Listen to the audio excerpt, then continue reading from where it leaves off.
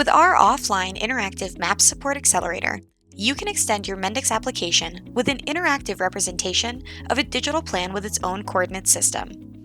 By using the configurable click events, you can attach your own Mendix business logic and build actions around your own coordinate system.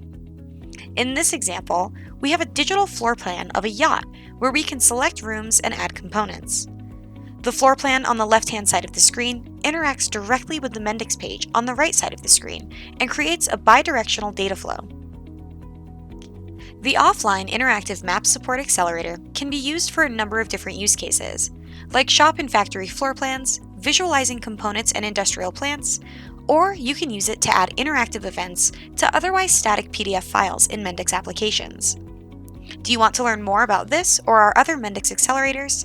Please go to our accelerator page or contact us at info@timeseries.com.